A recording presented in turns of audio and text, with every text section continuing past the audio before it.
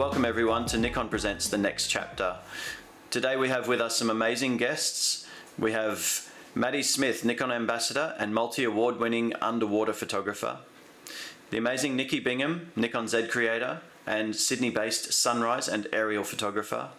And James Vodicka, one of Australia's top emerging travel photographers, probably most known for quokkas and capturing his adventures in some of the world's most beautiful destinations.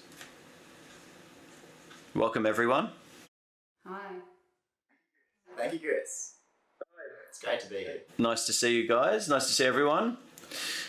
Now, 2020 has thrown us some curveballs, and we're probably not doing what we thought we would have been doing this time in 2020.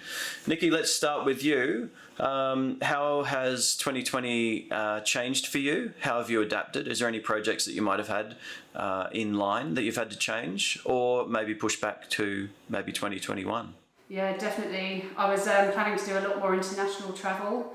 So I had booked to go to Canada. I've been wanting to photograph the Canadian Rockies for about a decade now. So obviously that's been pushed back to 2021, hopefully. And I was supposed to be in Ireland as well. So I've definitely had to kind of change my plans and just focus on shooting locally, but that's all good. I live in Paradise, so luckily there's lots to shoot around my local area.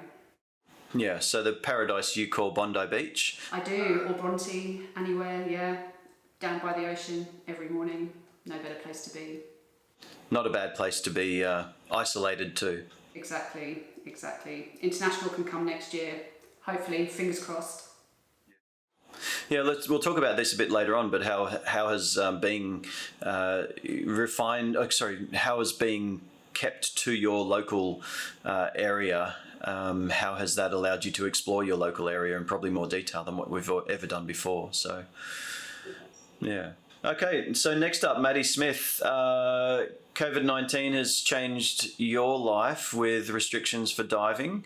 What has 2020 looked like for you as far as diving? Have you been able to dive this year? And what changes have you had to sort of make? Yeah, of course.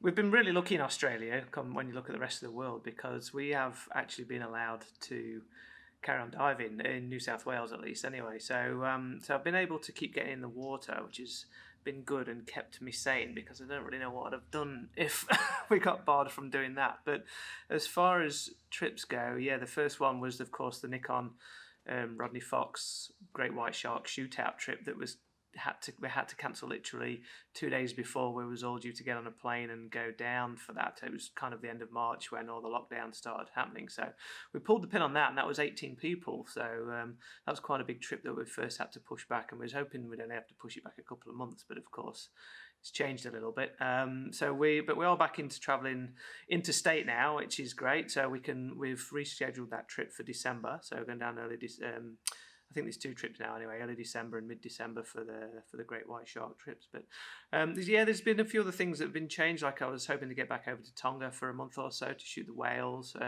Had a huge Antarctica trip planned, which has now been at least pushed back 12 months anyway.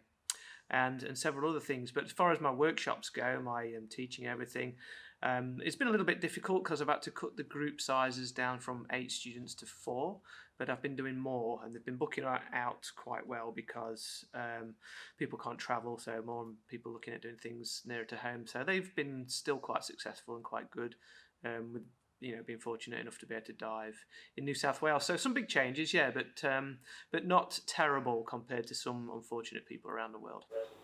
Okay, so Matty, you're effectively Sydney-based, but about to move to Newcastle. So you're on the eastern seaboard, and I think we mentioned once before, I wonder what the animals, the great white sharks, and those trips, the Tonga with the whales, whether the animals are actually being affected by the lack of our presence with COVID as well. Well, maybe. I actually was talking to Andrew, who obviously owns Andrew Fox, who owns the Rodney Fox shark trips, and he's had a really great winter, I think. They've not been doing so many trips, obviously. They've only been going out now and again, but they've been getting really good sharks. So it's interesting whether that's made any difference. I've heard some stories around the world that a lot of the big dive spots they're struggling a little bit with some illegal fishing going on because there's not dive boats servicing those spots like they normally would be. So some areas are getting a bit more fishing pressure than they normally would. But apart from that, maybe it has, maybe it hasn't. It's really hard to say, I suppose. Well, we moved from your wonderful, cute animals to James's wonderful, cute animals, the quokkas. James, you're a travel photographer, so your plans probably have changed considerably, but has this allowed you to change your destinations and perhaps focus on destinations that maybe you thought, I'll come back and do them later in life? How has the COVID changed for you?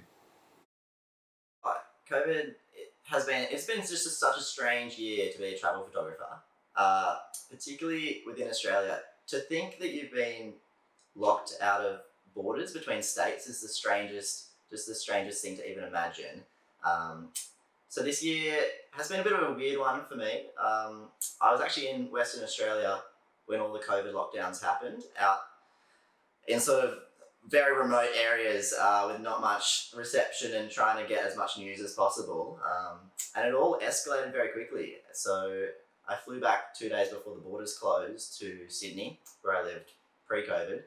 And within about a week, everything was shut up. There was no travel. And all my trips have been cancelled. So I had a trip to Lord Howe Island for my girlfriend's 30th and a bunch of clients that I've been really looking forward to shooting for. And a few other trips up in Queensland, one back to WA. So nothing international, but obviously everything was closed state-wise anyway, so that didn't matter. So I had to sort of reevaluate, and had a few months in Sydney with no travel, which was really great. Caught up on old work, which we're always catching up on as photographers. We've always got a backlog of edits and things to do. So that was actually really great, got on top of everything. And then had a clear mind to start a few different projects that I've been planning for ages but never had the time to do. And then slowly, as restrictions began to ease, it became a bit of a research juggling game into where could we travel, which clients were still available, which clients had budgets. It's been a really hard year for tourism in Australia.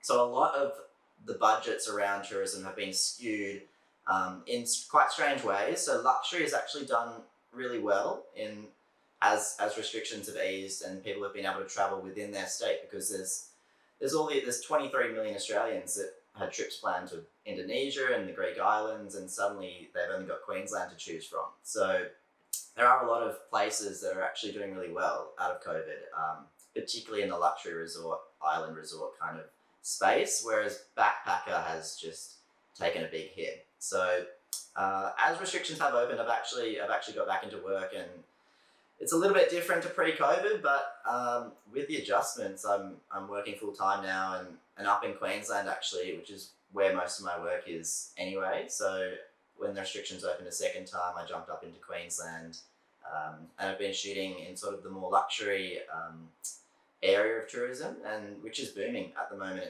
It's more of a fact of getting availability in places to stay rather than budgets. So it's been a weird one, and it's definitely still changing very rapidly, but it's been good to reassess and reevaluate what's important and stay on top of things looking into 2021. It's amazing. So all the three of us, all three of you, have had to be versatile and change and adapt to the times. Now let's move now on to product. And speaking of versatility, we've been lucky to have the Z6 II, the Nikon Z6 II, and the Nikon Z7 II released in this period of time. And speaking of lucky, you three were one of the first people to test it and to shoot with it. But let's just go through some of the capabilities of the cameras. The Z6 II, it's basically more, everything's more. So we've got more autofocus options, more video capabilities, more low light performance, more buffer, more frames per second, and more of everything, still maintaining the core of the Z system, which is that wonderful mount, the Z mount. And we have this a wonderful base that was the Nikon Z6 and Nikon Z7 to now Z6 II, Z7 II, we're building on that base of ergonomics, the things that people loved about the Z6 and Z7, the ergonomics, the buttons, everything it could do. And now we've added more capabilities to it in the Z6 to Z7 to. Nikki, let's start with you. You got to try the Z7 II before I think most people have even seen it. Tell us about your experience with shooting with it. Yeah, I was so excited to shoot with it and very intrigued to see what the camera would be like. And I think, you know, exactly what you've said, Chris, it kind of takes, you know, everything that's really great about the Z7, image quality, it feels great, and just takes it to the next level. So we shot with it for a few mornings. We actually shot with it in a helicopter as well, which was really exciting. So I've kind of put it through a few different scenarios, a few different experiences, and just absolutely loved using it. It was spectacular. So what were the things, the thing that hit you, the thing that struck you when you picked up the Z7 II? Did you feel the improvements, or was it very familiar to you, and the Z7 II just built upon the familiarity? Yeah, exactly that. So when I picked it up, it didn't feel any different, and actually I was really happy about that because I've been using the Z7 for a couple of years now, and I absolutely love it. And it's, you know, it's got great portability. You can kind of stick it into really kind of small areas. So I was really happy to see that it felt very familiar. It was really only when we got out in the field and, you know, turned it on and got, you know, put it through its paces that you could kind of really see the differences. I think for me the really key thing that I took away from it was the increased buffer rate and the improvements to the viewfinder as well. Especially when we were up in the helicopter. I don't know if anybody's kind of shot in a helicopter previously, but there's so much going on and everything kind of happens very, very quickly. You're like passing through beaches, you know, in 20 seconds flat. So to really see the shots come through in the viewfinder, there was hardly any blackout rate, and the camera just kept on going and going. So that really kind of stood out for me. And then obviously when I got home and did some editing, you can kind of see, you know, some of the familiar stuff like the image quality was really still there, and all of those really familiar things that you love, but just with some supercharged, I guess, is how I'd potentially put it. Just takes it to the next level. Well, you're very lucky to have seen that, but I must point out to everyone that all of the photographers here have only had these cameras for a short period of time. There was a fair bit of pressure on them to go out and capture imagery in the most incredible of situations that normally they would probably do a project for and maybe take a couple of days to a couple of weeks, and we give you a couple of hours or thereabouts. So we want to thank you for that, Nikki. That was that's amazing. James, Z6 II for you.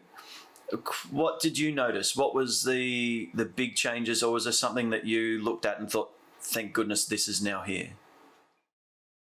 I think, yeah, very similar to Nikki. I was quite relieved that it was a very similar build, size, weight to the Z6, which I use a lot and have been using for years. So it's always a relief when there's a familiar system, buttons are in the same place.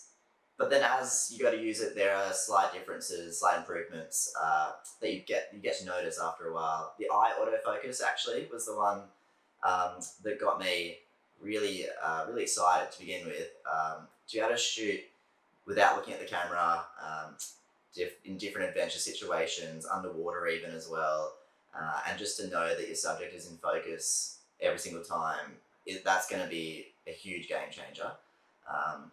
Particularly within in the adventure space and the space where it's not studio shooting and you don't have time to set up and get it all perfect. It's kind of run and gun, and you just gotta shoot and hope that what you've got is good, and you don't have time to shoot a second thing. So the eye autofocus is incredible, and I also can't wait to try out the animal eye autofocus on quokkas when I get back to WA, hopefully early next year. That'll be interesting and a lot of fun to try out. And yeah, a lot of different aspects of the camera. I know that the thing when camera companies introduce bigger processors and bigger processing speed is a lot of the time the cameras get bigger, the cameras get heavier, and it's not the same camera anymore, which just isn't the case with the Z6 II. It feels exactly like the Z6, but everything's quicker. The buffer speed, like Nikki was talking about, is a lot quicker from what I shot when I shot with it. So yeah, it feels very much like a Z6, but there are a few little things that just make it much, much better. The comment that you just made then is the comment that we hear quite a lot. It feels like a Nikon, and that is certainly the comment that familiarity with people who have been using, cameras all the way through from, D800s, D810s, D850s, and into the mirrorless. It just feels like a Nikon, so they feel very comfortable with it. And Matty, to talk to the Z6 for you, the Z6 II for you. One of the benefits for you is as a scuba diver, having a camera that fits into your current housing and being able to know that the buttons are all in the same places. You now have the ability to put a Z6 II into a housing and continue shooting. One of the negatives for you, I guess, is that also we give you a camera for a couple of hours and say, we need you to go and shoot something. We can't change the weather conditions, so you had to dive in some conditions that were probably not optimal, but still your shots that came out of that were incredible. Talk to us about the benefits of the Z6 II and what are the features that you're most looking forward to really testing out. Thanks very much. And like you say, as you pointed out, one of the biggest drawbacks of shooting underwater or using water housings is when a new body comes out, you have to upgrade your water housing too, but with the obviously the Z6 II and the Z7 II, that's clearly not the case. It fits in nicely. With my particular housing, there's a couple of very small modifications, but nothing major. And I was basically up and running straight away with a brand new camera. So what struck me, I've not really had chance to give it a full proper test. I've literally done 1 hour dive with it since I had it. That's all I've had a chance to do because the weather conditions were shocking in the ocean, visibility wise and wind and swell wise. So I've only really had one quick go with it. But what really sort of stood out to me was the autofocus. I really wanted to push the autofocus because autofocus underwater has to always be next level. You've got less contrast, less light a lot of the time.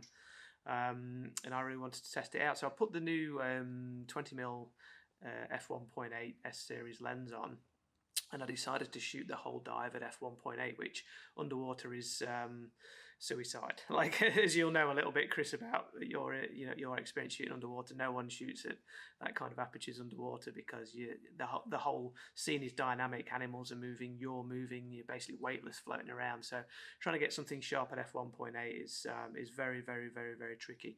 And to add insult to injury, I actually put a 3-stop neutral density filter over the front of the lens to cripple it a little bit more, and also allow me to get the exposures I want underwater at those wide apertures. And very surprisingly, it absolutely nailed it. Like 90% of my shots in a dynamic, moving situation, it was locking on. The focus was locking on exactly where I pointed it, and it was getting me sharp shots of a moving animal in such adverse conditions. And the day that I was shooting, it was hardly overcast. I mean, it wasn't a deep dive, it was only 6 or 7 meters, but the visibility was bad, which filters a lot of light.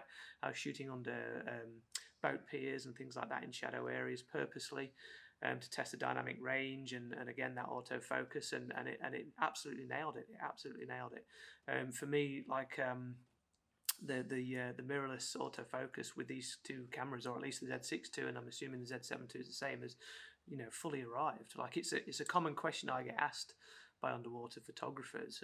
How's the autofocus, particularly people that shoot a lot of macro in a very dynamic moving situation, and I'll be wholeheartedly commending this camera. It's amazing. Like, I was really, really blown away with that. I've not had a chance to put the buffer to a test or any high frame rates or anything like that, because and it's quite rare that we actually go to those extremes underwater, but I'm sure it's there. The dynamic range was amazing. I purposely took a photograph of an octopus, which we'll perhaps look at later on, in a shadow, really gloomy area with purposely some sunlight and some sun rays over in the distance in the background to test that dynamic range, and it nailed it. Yeah, we'll talk about that dynamic range, focus, and a whole heap of things in a moment. But one of the things that struck me was you were shooting at 1.8. I remember when I was learning to shoot underwater, and I was shooting with an f4 lens, and Matty Smith comes running to me and said, "What are you doing shooting at f4? You can't shoot at f4, you've got to shoot at higher apertures." And here you are shooting at 1.8. So do as I say, not as I do, but well done. Yeah, the images that we saw. In my workshops as well, I always say don't go any wider than f11, particularly behind a dome port, and there's other reasons for that, but this was a put it to the test type exercise, yeah. Definitely something I've noticed. I have a specific spot where I go and I photograph birds in a pond. And when the Z6, Z7 first came out with firmware version 1, I remember I was comfortable with what I was getting. I had to work a little bit harder with the autofocus. All of the firmware versions that then came with the Z6 and Z7 made the autofocus easier. So I was able to get more keepers, more shots. The first time I picked up the Z6 II, I took it to this particular spot, and straight away it was like, wow, the autofocus was something that struck me. The other thing that just blew me away was shooting at 14 frames a second with very minimal blackout, like no blackout. And I was at that moment, like your comment, Matty, autofocus for mirrorless has arrived. I had that moment as well where I was like, oh wow, okay, this is incredible. So yeah, I'm really, really impressed, and I'm really impressed by what I've seen so far. And again, I haven't had the camera for a long period of time, but it's very, very impressive. Okay, so one of the big things that we've mentioned with the Z6 II and Z7 II is its low light performance and the increase of low light performance from the Z6 and Z7. Nikki, we'll talk to your image first, and with your image, Nikki, we'll see that image soon, but the Z6 II and the Z7 II are able to autofocus in half the available light of the Z6 and the Z7. Let's look at your image now, which is a wonderful shot of the Harbour Bridge in the background with the Sydney Opera House in the foreground. In your experience with a pre-production model of the Z7 II, did you have any thoughts on how the autofocus worked in low light? Yeah, it worked really well. We originally went to this location for a sunset, but obviously when you're under pressure to shoot, the conditions really didn't work out for us, so we thought we'd hang around and wait and give the camera a go once the light was gone and it was dark. And what kind of really blew me away, especially when I looked at the shots afterwards. I mean, when we were there, it focused really, really quickly, and really kind of understood, what I was trying to shoot. But what I really noticed when I got back and looked at the files afterwards, the sharpness and the quality in that low light was really spectacular. It was at 100 ISO, so we didn't really kind of push it, but I never like to. I always like to kind of get as much clarity as possible, and the sharpness when you zoom in was really incredible. So yeah, really great. One of the things I think I've noticed with using the Z series, and particularly now the Z6 II, is its acquisition of focus in low light, and it definitely does seem, as Matty said before, autofocus for mirrorless has arrived, and I really do. You can see a difference. Absolutely, and we also shot in other low light conditions. We shot pre-sunrise as well, kind of in between rocks in some very kind of dark places, and sometimes that can be really hard to kind of really pick the focus, but it was super quick. Yeah, absolutely. And we'll talk next to James. So James, you had a chance to go somewhere remote, take the camera and really test low light performance and low light autofocus. Your shot here is indicative of a spot where this autofocus could have and should have probably struggled, but how was your experience? Yeah, this is a really interesting one to shoot. So we set the shot up purposely in quite a remote area with no lights around to get that sort of adventurous feel for the shoot. And so the only lights illuminating the scene were actually the fog lights, the very lowest of the headlights on the Defender, which we had there to shoot. So compared to the photo that you actually see, it was almost near darkness. Literally just to test out the autofocus in the low light that the Z6 II claims to be very good at. And we were very impressed. I actually used the one of the new system, the settings in the menu, which is low light autofocus, which is particular to the single autofocus. So if you look at the photo, Ashley, my girlfriend, who's modeling there in the photo, was actually stationary for this shot, which lets you use this new setting, which basically brings more light into the camera, just for the purpose of focusing in these low light situations. And as you can see from the photo, it did an excellent job in almost complete darkness. So I found the camera's autofocus in low light to be pretty incredible, and also like it just lets you consider other things in the scene when you don't have to worry about focusing, because I think we've all sort of come from cameras where focusing in these low light situations is such a pain and so difficult and finicky, and it kind of gets in your head that if you're shooting a low light scene, that's all you're thinking about. You just want the photo to be in focus and you forget about everything else. Whereas with the Z6 II, it takes a lot of the work out of it for you, and you can focus on the other elements of the image, whether that's the composition or the various creative elements you add to the scene afterwards, the props, whatever it may be. So it was actually really interesting shooting with the Z6 II in low light, because it got me thinking about different possibilities for the shot, which wouldn't have been even an occurrence that I would have thought about in other shoots with other cameras. So yeah, very, very impressed with the Z6 II in this situation. You make a very interesting point there, that having 273 autofocus points and the ability to put your focus around the whole of the frame allows you to effectively compose the shot in the camera whilst just letting the autofocus just do its thing. Yeah, definitely. And I think also it's a broad sort of feature of the Z mirrorless system, all the cameras in the Z mirrorless system range.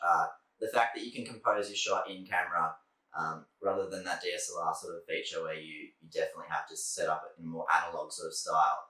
So seeing the photo that you're about to take on the screen in front of you, and knowing that the mechanics of the camera is going to do a lot of the work for you and focus for you, and make sure it gets it right. It changes so many aspects of your photography, gets you thinking about so many different things that you wouldn't have otherwise thought about, and it's just a different way of shooting. Yeah. Excellent, thank you. Matty, let's move on to your shots here. We've got two beautiful shots, the seahorse and the pier with the coral.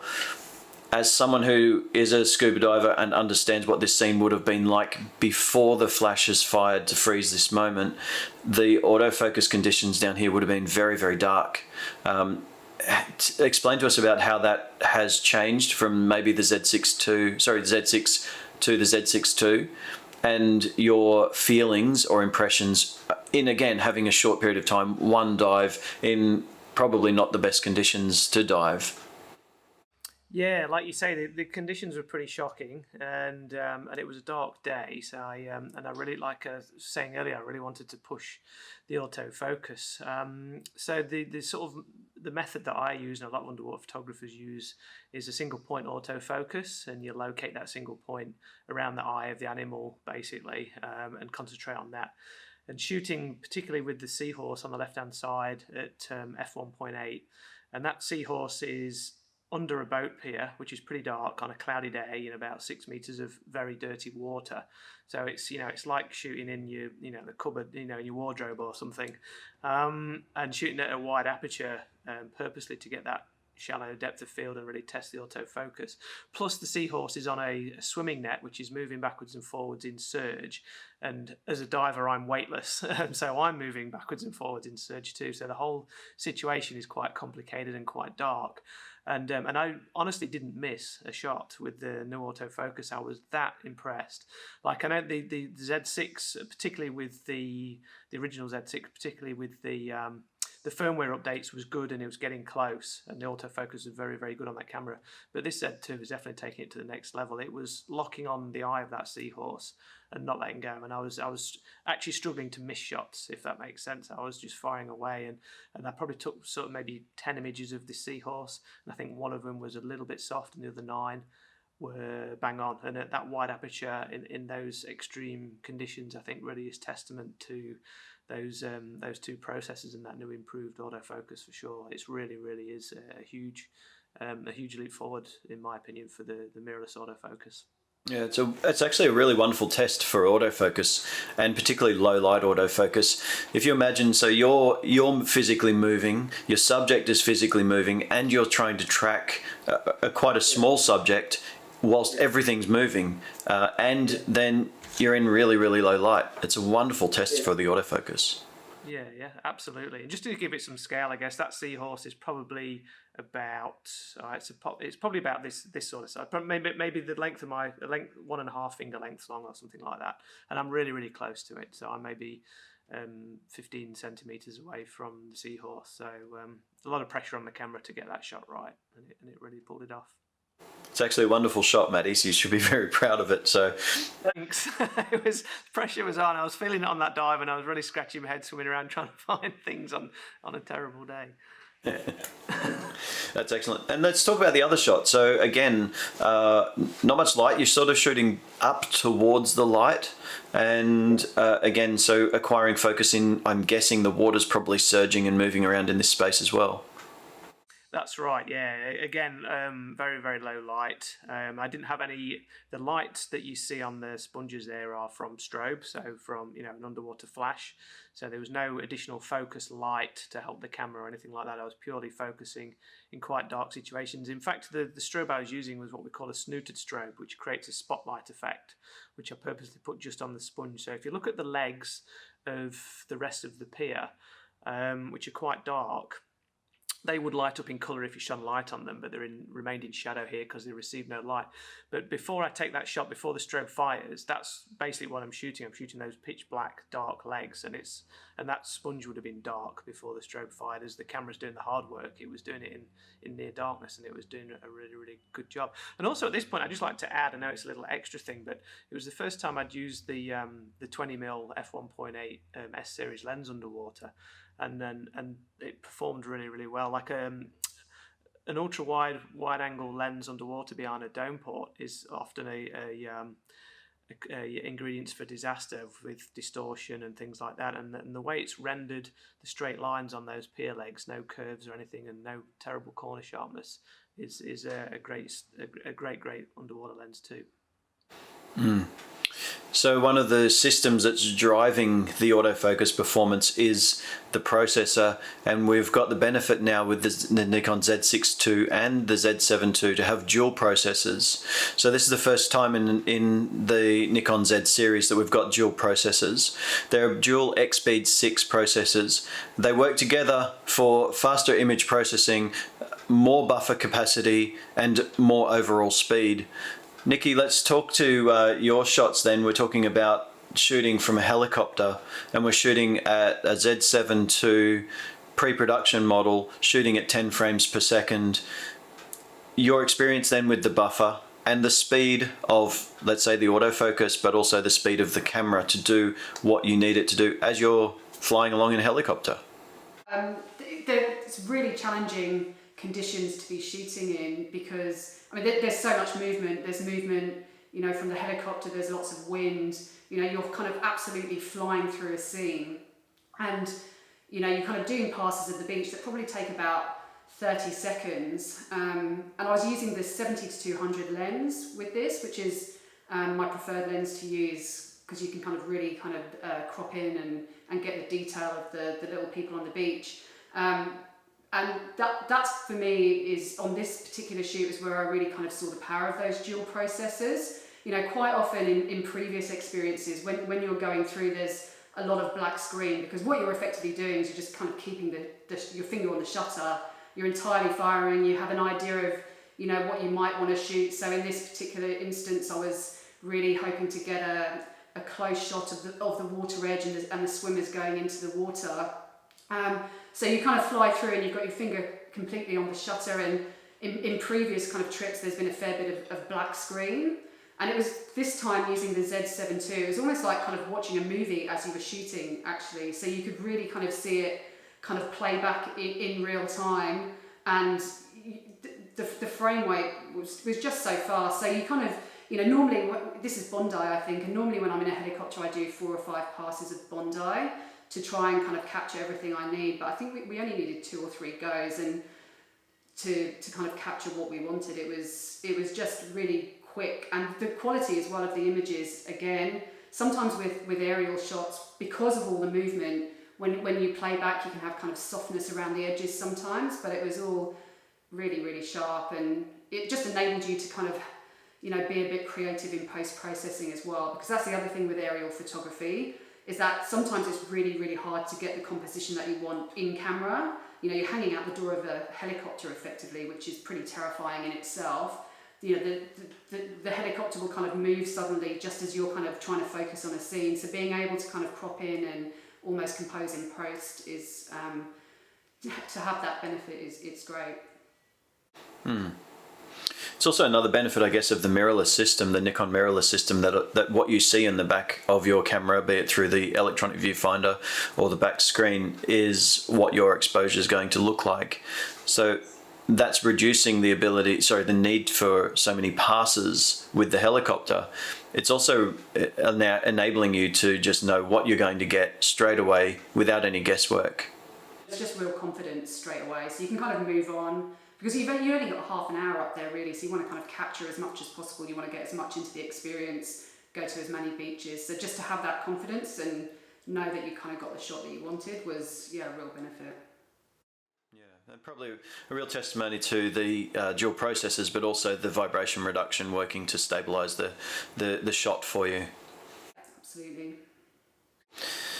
James, you're a Z6 II at 14 frames per second. How's 14 frames per second going to change how you shoot? And does it allow you to, I guess, compose different shots now, knowing that you do have 14 frames per second? It definitely does change the way I'm going to shoot in the future. So this scene, it was a very still scene. So it worked with a lot of the other features of the camera. The 14 frames per second is probably not something I would usually test out in this instance, but I did give it a little bit of a test out, just Ash climbing up on the roof. And yeah, like Nikki was saying, it's like watching a movie back on the back of the camera. Because I mean, 14 frames per second it's pretty similar to those old Super 8 films, which they showed not that long ago, I guess. So it is like watching a movie back, and you can really pick the frame that you're after. Whereas if this was a single photo, you might have just missed it, or you might have got something slightly wrong. So it is very interesting in that aspect. But I think what impressed me more the most is for when I'm shooting things that are more similar to, I guess, what Matty's shooting underwater. Whether it's turtles coming up to breathe and you've only got half a second to shoot that. Having 14 frames is very different to having 5 frames, 6 frames. You've got double the amount of photos to choose from, particularly in settings like that underwater. Matty would know this well, is so many things change so quickly that yes, you might have 14 frames, but even just to get one where everything lines up, where the light's right, your focus is right, everything's in the frame perfectly, is actually quite a rare thing to get. So to have that extra few photos each second really will make a difference. And then on top of that is the buffer speed with the 2 processors.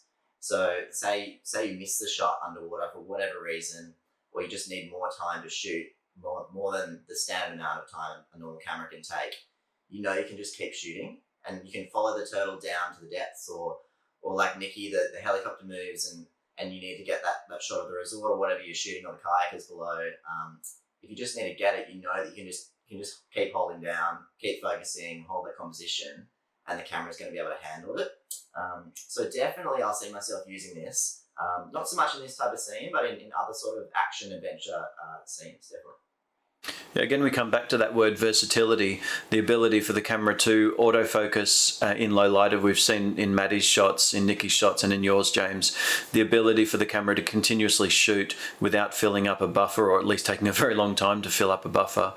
But then the addition of the dual card slots, which we haven't talked about, but that ability to continually shoot with dual card slots, whether you use them for overflow or for backup. The versatility of this product has improved considerably. Matty, we haven't, you haven't had a chance to really test out the frames per second, but I can imagine being on the deck of the Great White Shark boat, the Rodney Fox boat, and watching those great white sharks breaching at 14 frames per second without that blackout and being able to track them as we do, I really think that that's going to be advantageous for your work above the water as well. That's right, yeah. And that's what I'm really looking forward to. As I said, we're going back down there in December, so I'll definitely be taking the Z6 II and really giving it a workout at that high frame rate. Normally, when I'm shooting underwater, I'm shooting at depth and I'm using strobes. You can't really take advantage of that high frame rate because you're limited to how quickly your strobes can recycle. But certainly when you're shooting in shallower water, like the surface cage with the great whites, and when they're coming past the cage quite quickly underwater and I'm shooting a natural light underwater exposure, then that 14 frames a second is going to really help.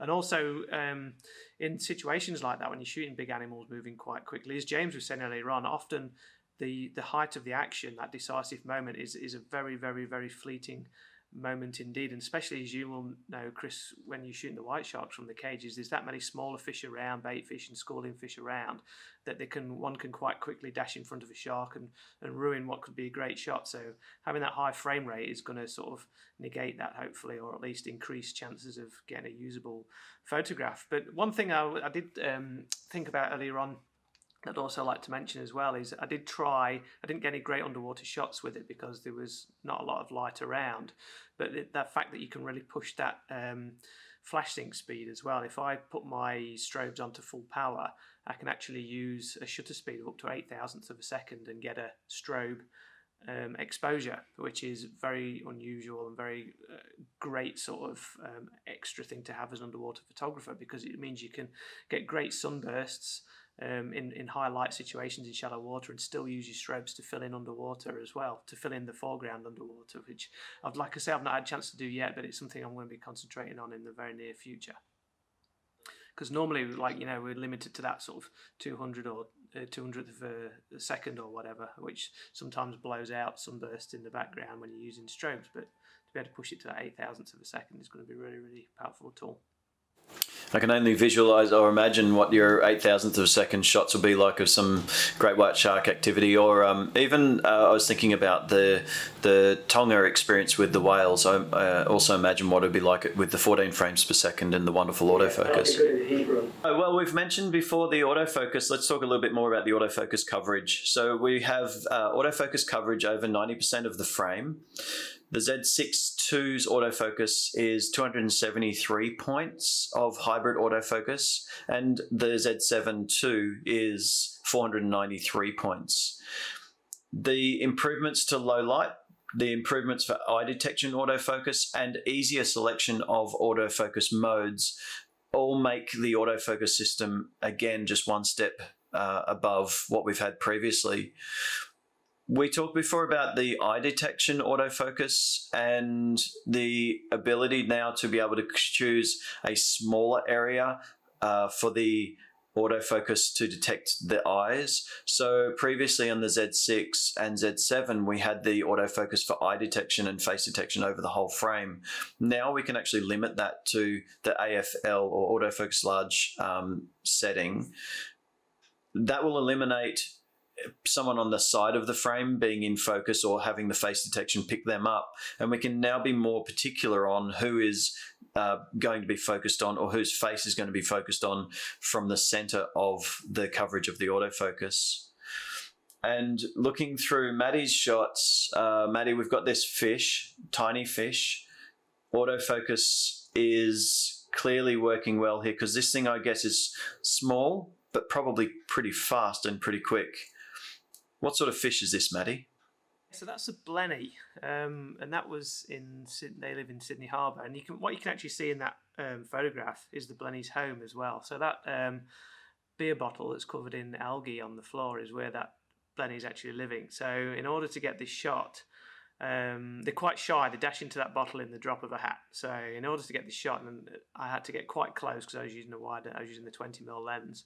So I actually set the camera up on a little tripod underwater next to the bottle and had to camp out for 10 minutes or so until the blenny got used to my presence and was happy enough to come fully out the bottle. But any slight movement by me and it would dash into the bottle in a little puff of smoke or silt as it kicked it up as it went back in. So patience was the virtue with this shot. But again, shot at f1.8 with a 3-stop neutral density filter on to enable me to get those f1.8 exposures to really test that autofocus. And yeah, as I said, it just nailed it. When the fish had the confidence to come out and pose there for a few seconds, which it did several times, I managed to get maybe 1 or 2 frames before it had vanished back inside the bottle again, and nailed it every time. I think there was maybe 1 or 2 frames that were slightly soft, which is understandable in such conditions, but 9 times out of 10, it nailed it. Yeah. You can see the depth of field in this shot, and it's something that is striking to me as someone who's used to looking at photos from underwater, and that 1.8 is quite evident, particularly in this shot. But also what's evident to me is all of the muck that's in the water. There's clearly a lot of things floating around, flying around in the water. Did the autofocus have trouble focusing on the muck in front of the frame or around the subject, or was it quite comfortable with just picking up what you're pointing it at? No, to be honest, I was shooting single point autofocus, which you always do, because as you rightly say, backscatter as we call it, which is the dirt floating around in the water, for want of a better description, can confuse autofocus systems. So I do tend to keep my autofocus points very, very narrow, or like a 9-point or a single point autofocus. In this case, it was a single point. But that the f1.8 is really sort of filtered out a lot of that rubbish in the water as well anyway. Like, it's put it so far out of focus you can't see it. There's only really a couple of highlights there that you can see that are in that very narrow field of focus. So yeah, hard one to answer that really. It was single point autofocus, so it's not really going to have much option but to focus on roughly where I'm pointing it. But yeah, I mean, it did sort of, that fish is obviously moving around a little bit. It's coming closer and further away to the camera, and the focus was locking onto it really, really nicely. Excellent shot, Matty. Thank you very much. James, let's jump into the next shot, which is a subject in a vehicle. Previously, with the Z6 and Z7, we had the wide area autofocus system. We've now got the wide area autofocus system, which also has face detection now in it for both people and animals. You've got the ability now to isolate your subject, have the face detection working essentially in that center frame or the part of the frame you choose, and knowing that you're constantly in focus, regardless of whether you're looking at the back of the camera or not. That must make tight scenes like this more achievable, and for you to put the camera in spaces and, to Nikki and Matty's point, have confidence in the product. Yeah, exactly right. The eye autofocus feature, it just takes away something to think about. You don't have to worry about when you're shooting scenes like this. So this photo is actually shot through the window of the back of the Defender, through an opening about this wide, and I couldn't see the screen when I was taking it just because of the angle of the photo. So I was shooting blind, relying on the eye autofocus to nail the focus of the shot. And as you can see, it's focused right on the eyes of Ash there, which is a tiny little portion of the photo. So it's absolutely nailed it, which is so great to know that that's a possibility when I'm out shooting. For scenes like this and other scenes as well, shooting animals, it's one less thing to worry about. As everyone says, don't work with children or animals. This would just be a lifesaver for anybody working with children or animals. And so, yeah, shooting quokkas as well, like you mentioned earlier. I can't wait to get back to WA and try the animal eye autofocus out. But yeah, for scenes like this, it just saves you one less thing to think about. You can focus on different elements of the scene, and I think particularly in video work as well, this would come in handy a lot. For a scene like this, for photo, it's fine because we weren't moving, so you're just kind of pretending that you're driving along. But in video, you can't fake anything like that. So if this was a video scene, I would have actually have to have been hanging on the outside of the vehicle, and it just adds more things to think about. So if you know that your shot is in focus, where you got the camera tucked into this corner of the back of the car, it just saves a lot of hassle and a lot of heartache when you go back to review the shot if it's out of focus. So knowing that it's in focus every single time is just, it's a great thing to know. It's actually a great point that you bring up there. If we were to shoot this scene with the camera that's fixed to the car without you operating it, we have Ash, the talent, driving the vehicle, who, let's say we want to shoot this at a f1.8 shallow depth of field. We have the ability for the autofocus system to detect faces and eyes. And as Ash would be either moving forward or backwards, particularly with a shallow depth of field, you have confidence in the fact that the autofocus system will be recording in video without us needing a separate focus puller or relying on trying to manually, guess the focus for where the focal plane will be. You're exactly right. And I think, traditionally for a photo like this, you'd have to manually set the focus and then obviously shoot the scene around the capabilities of the camera, which is something that is quite frustrating for filmmakers. Whereas in a scene like this, if you've got the camera mounted, and you know that it's got eye autofocus and it's going to pick up the face every single time, you can shoot whatever you want. You could have Ashley getting in the car. She doesn't have to even be in the scene to begin with, and the camera will pick up the focus once she gets in there. So yeah, it's an absolute game changer for filmmakers, that's for sure.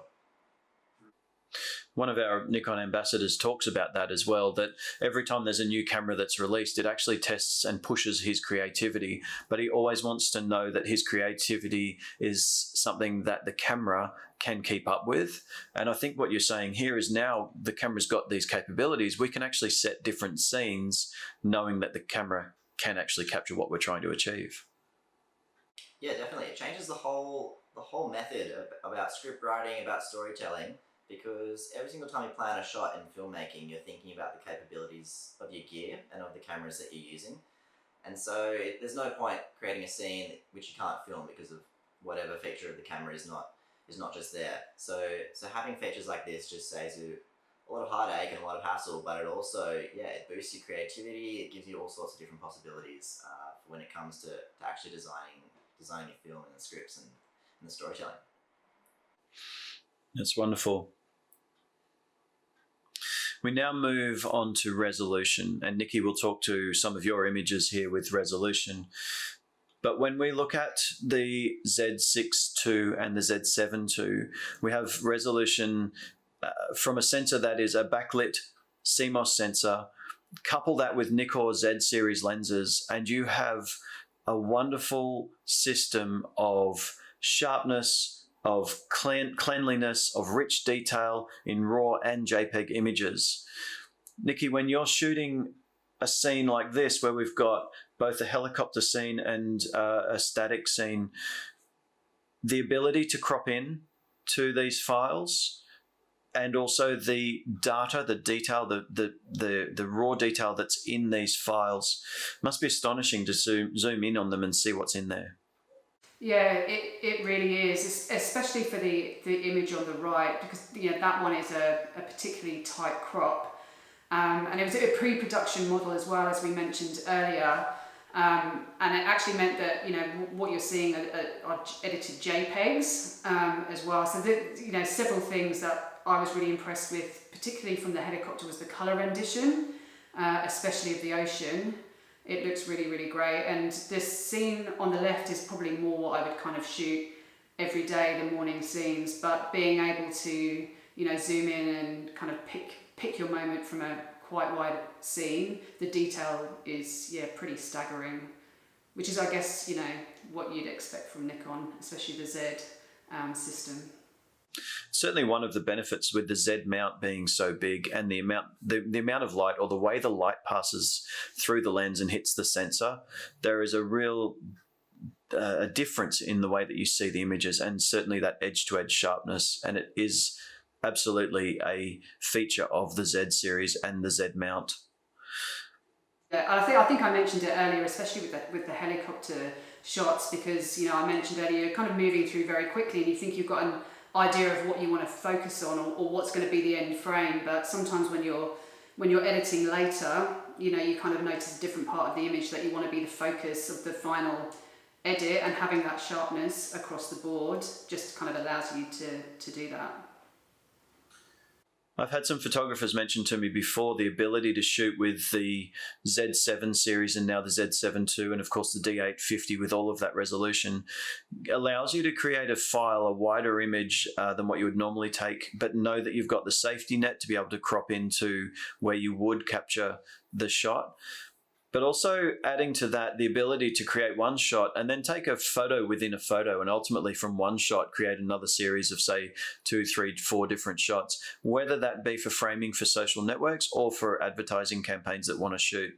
Maybe turn this shot into a portrait orientation shot.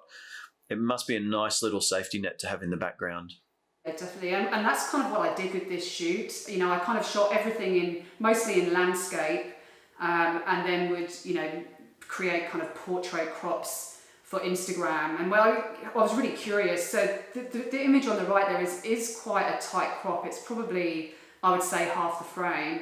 And when I took it into Photoshop just out of curiosity to see how big I could print that, and I was able to kind of print it really high quality at around 42 by 28, I think, which was, you know, spectacular. That's, you know, you want that confidence that you can kind of almost compose the shot incorrectly, which you obviously don't ever want to do. But in that kind of environment, you've got so many things kind of going on, and everything is happening so quickly that you need that flexibility and you need that comfort afterwards. Absolutely.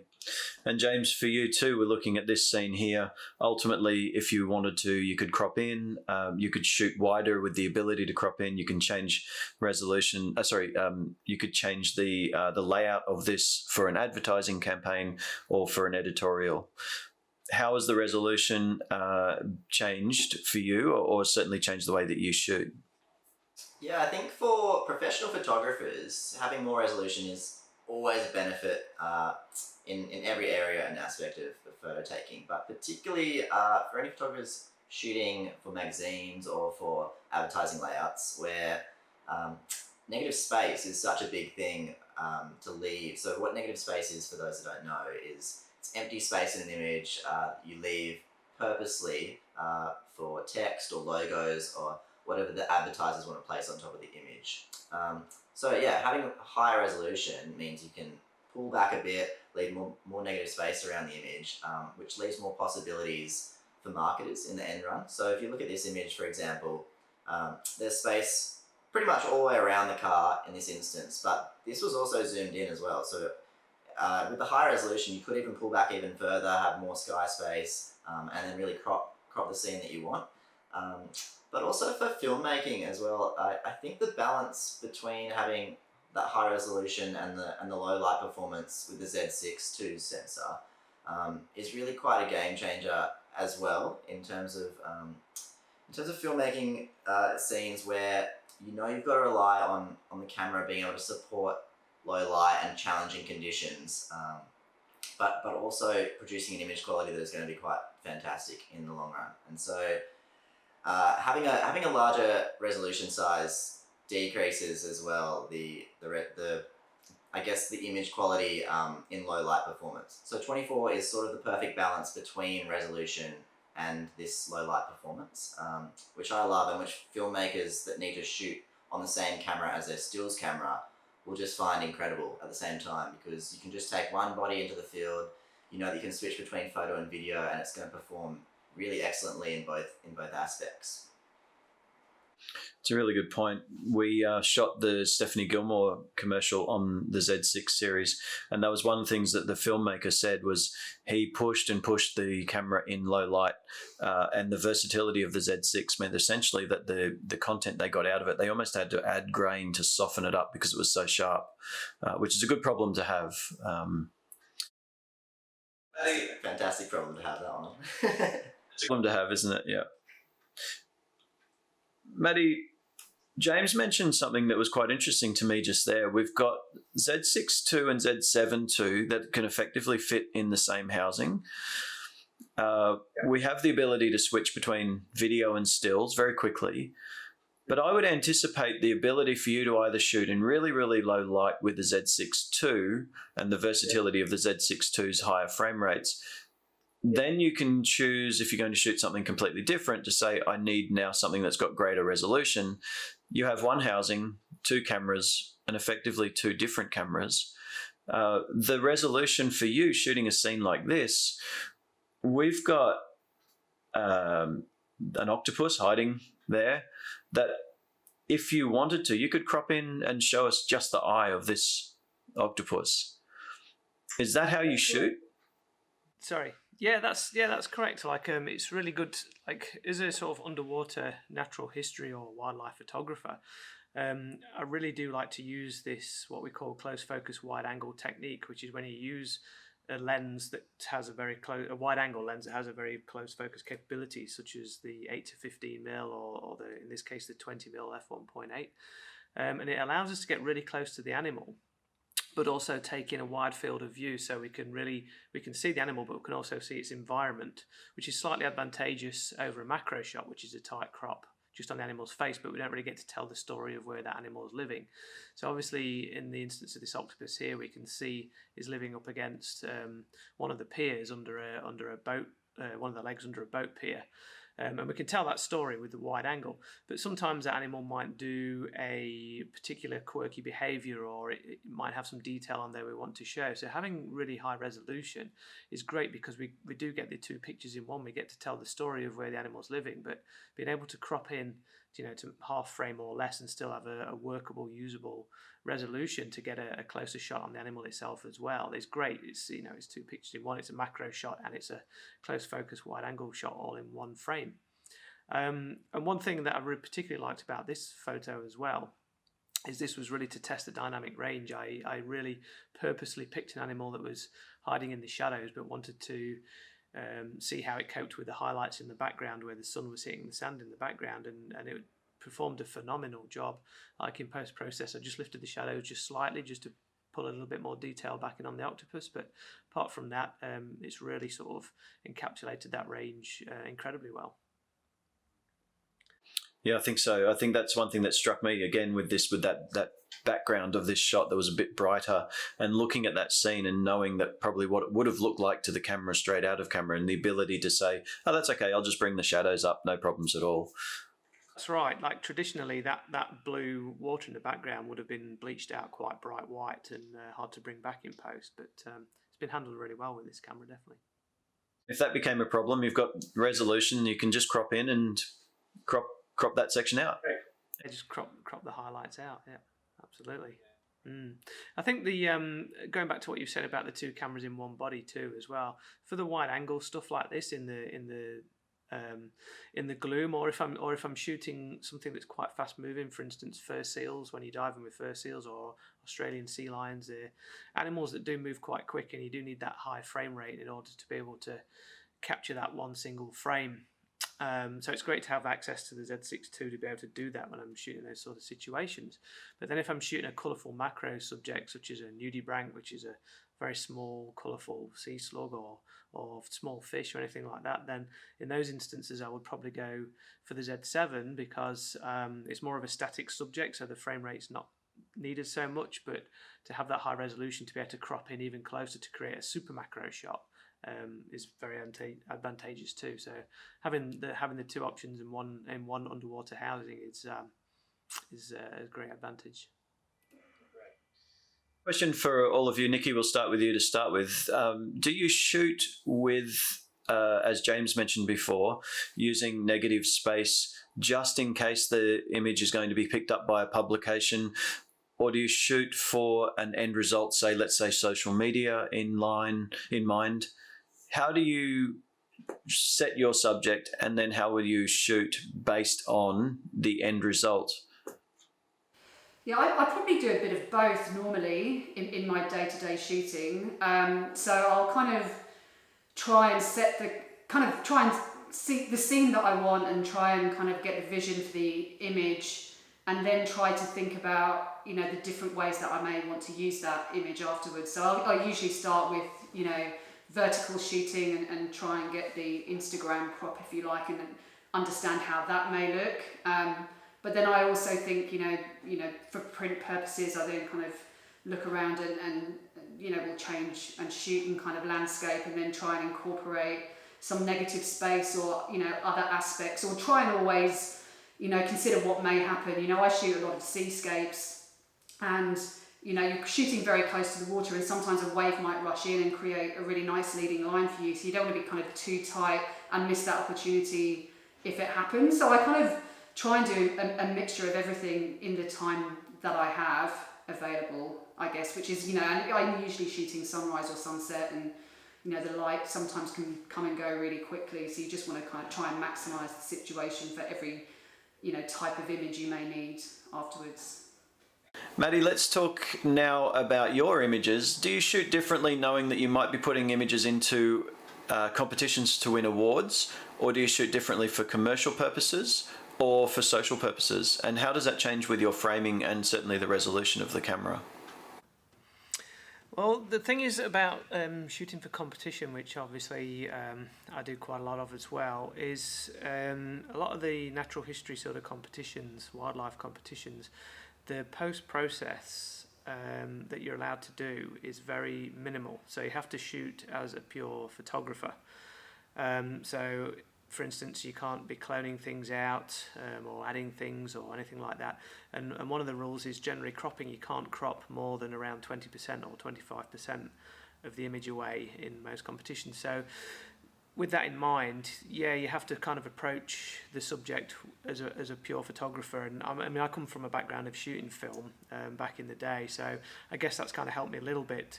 And I know what is doable in a dark room, and I know, how much you can crop film and things like that. So I find that a bit of an advantage. But one thing I do with my Nikon cameras is I actually set up one of my shortcut menu buttons to be able to flick between FX and DX sensor size.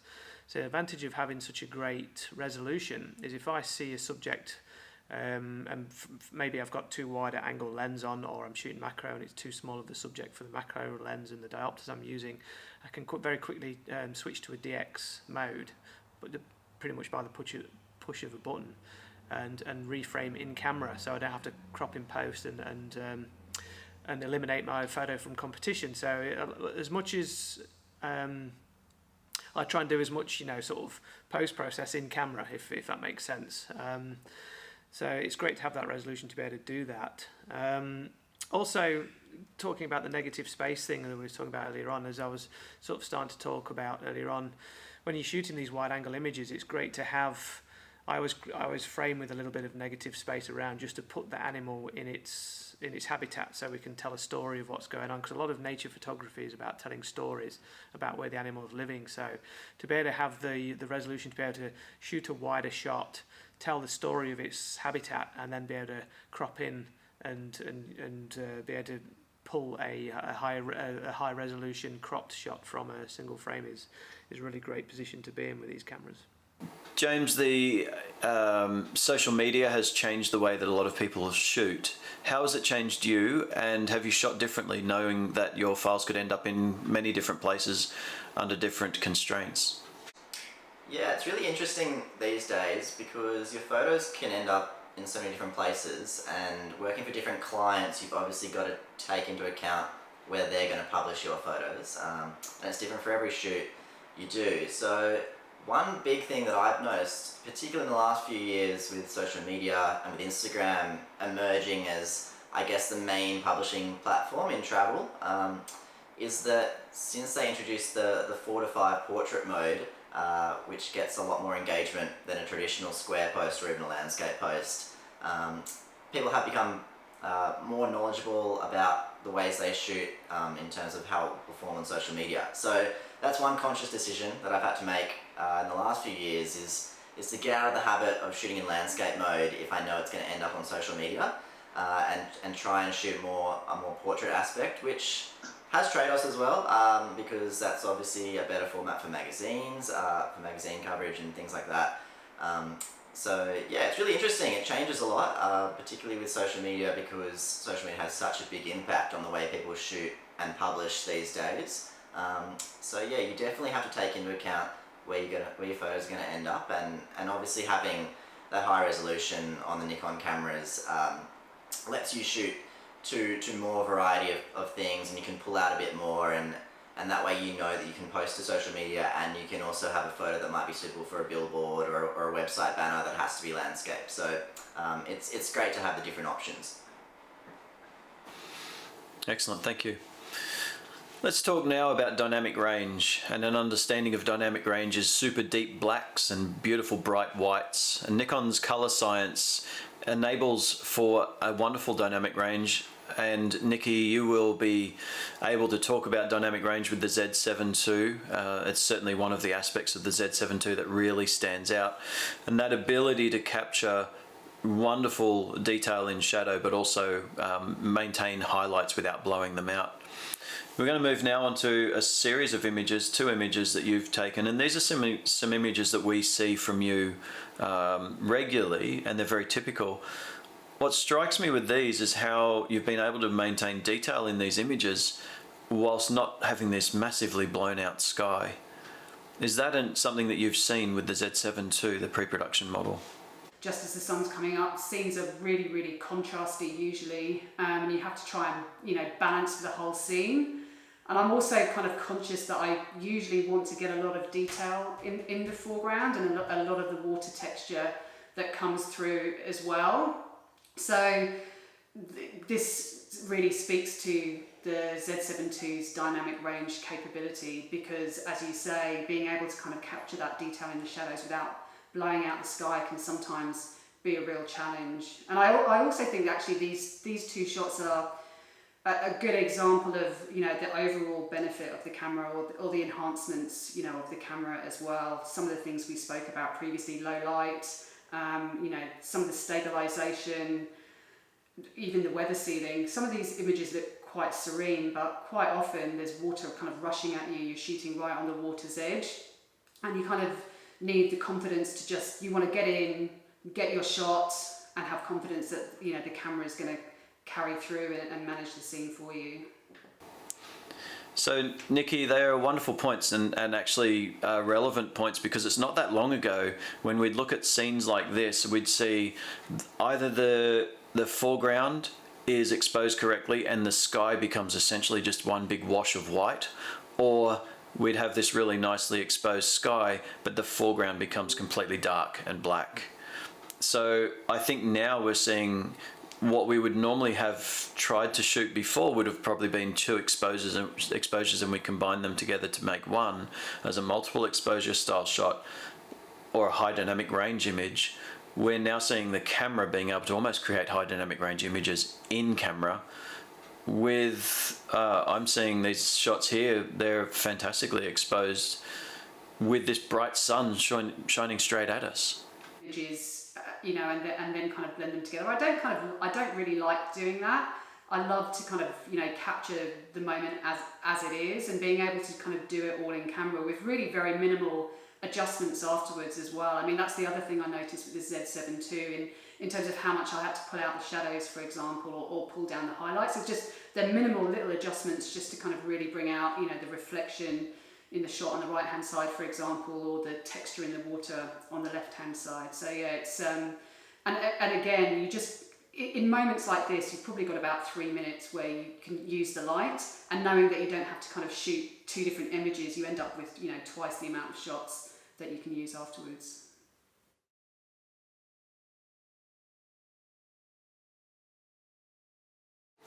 Yeah, I remember several years ago using actually a D700 and shooting a wedding with it and seeing all of this detail in the shadows. And I used to actually shoot for, as James said before, as this negative space. So all my shadows were just black, and I found this really nice sort of negative space place. And then I shot with this D700 and I'm like, oh, now I've got all this detail in here, where's my negative space? So it actually changed the way that I shot.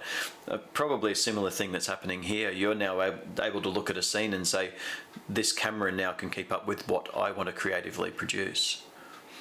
Thank you very much for that, Nikki. Thanks for talking about dynamic range there with your shots. James, moving on to your shots here, we're seeing dynamic range at play here with shooting directly into the sun, and your subject, if we weren't shooting with a camera that had great dynamic range, your subject would be effectively a silhouette. Do you want to just talk about this shot and how dynamic range has helped being able to capture shots like this? Yeah, I think dynamic range has been one of those interesting things of the past few years with camera technology. It's probably been the one thing that I've noticed the most in the way that I shoot, in that it has improved immensely since I first started photography a few years ago. I was using filters to try and balance the light, and shooting into the light I just knew it would be a write-off, whereas these days with the new camera technology in the Nikon cameras, it's just so pleasing to know that you can shoot straight into the sun in a scene like this with immense amount of shadows in the photo, and know that you can pull back those shadows in post-production without losing those highlights. So this scene in particular, this is a fairly standard sort of scene for me, shooting straight into the sun with lots of shadows and lots of light in various aspects of the image. So knowing that I could pull the shadows back on the blacks that got absolutely crushed in this photo on this side of the car is so good to know, because it's just, it's another thing that you don't have to worry about when you're shooting, and it also opens up the realms of possibilities of what you can shoot. You don't have to worry about stitching in post-production like Nikki was talking about, which is one less thing to worry about, and yeah, it just opens up the possibilities of what you know you can achieve with the camera. Previously, if we were to capture this shot with a model and shooting directly into the sun, we'd probably have to get some sort of external lighting and light it with a speed light or something from around near the camera here to illuminate the subject. And now you can capture that shot just straight in camera. Yeah, definitely, and that's something that I know that I don't have to take with me anymore. And shoots like this, you have so much gear already, like, because you're there for an adventure shoot, you've got all your camping gear and things like that, as well as your camera gear. So the car's already full. You don't want to have to worry about lighting and reflectors and that whole side of the photography thing. You just want to be able to shoot with the camera that you know you can get the shot that you want, move on to the next shot, and actually enjoy the adventures that you're out there for. Thank you everyone for being here, Matty, James and Nikki. We appreciate the time that you've given us. We also love seeing the content you've created with the new Nikon Z6 II and Z7 II, and we look forward to seeing more of your amazing creations in the future. Thanks again, and thanks for being part of Nikon's Next Chapter.